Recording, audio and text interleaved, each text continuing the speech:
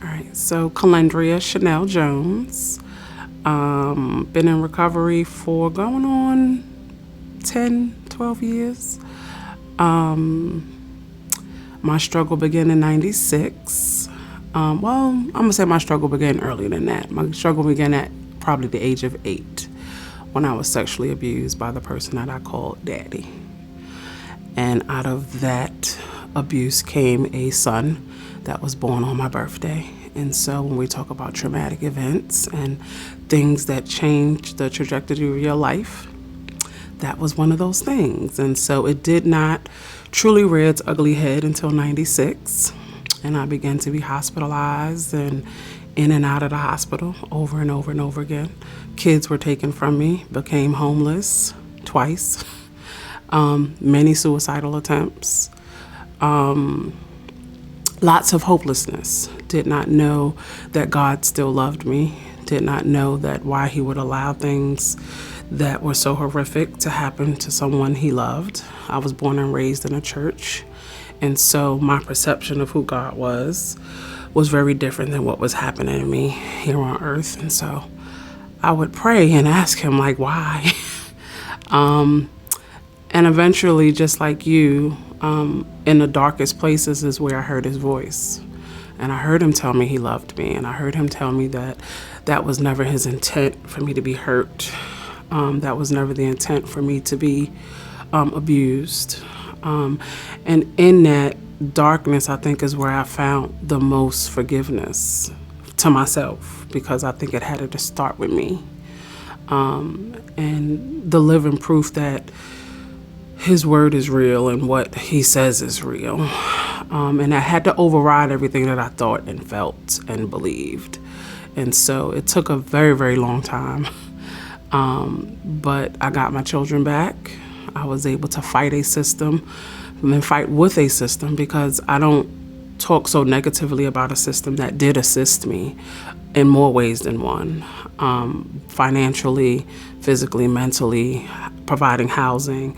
And so although it was a broken system, it was a system that did help me. But one of the biggest things that was the most impactful for me was having faith that there was something beyond what I was feeling, that there was healing, and that healing was going to take a little bit of work on myself.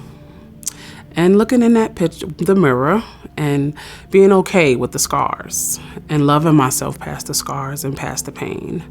And so the pain was excruciating at times, but I learned to embrace and use it for something that was bigger than me. And I always tell my story and say I bumped into recovery, because recovery was something that the system said, if you don't do X, Y, Z, you're not going to get your kids back. So I was a pit bull about getting my kids back. And so whatever the system told me to do is what I did. And the blessing is that I bumped into recovery, and I bumped into peers, and I bumped into my work that I do.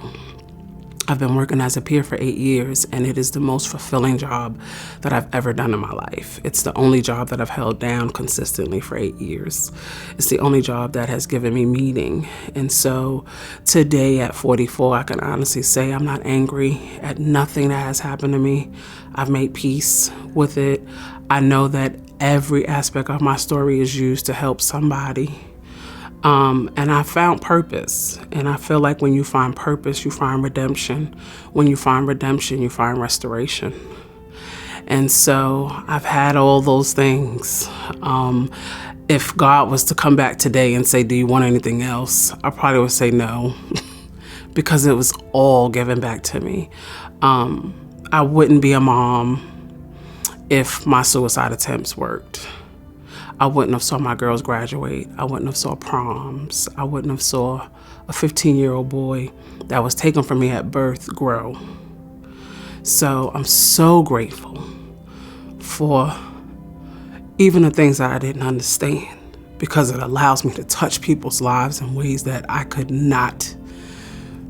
It's humbling to know that everything from being handcuffed, from being over-medicated, all of that was for a purpose and a divine reason. And so I just thank him. I thank God that He exists. I thank God that love exists and peace exists outside of pain. And so recovery is real. I'm real. And so I just want to show people that it's real, that it's possible, and that I know what it feels like to not think that it's real, to not think that you're going to make it past these horrific things that are unfair, because life is unfair. And I think with or without an illness, it's still unfair. But with an illness, it's that much more unfair.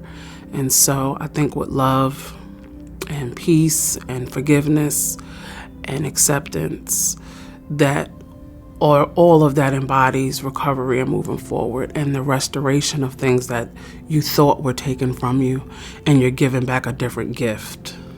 And so if I was to say anything to the person that is even attempting to think about harming themselves or wanting not to be here anymore, that the opposite of that is recovery.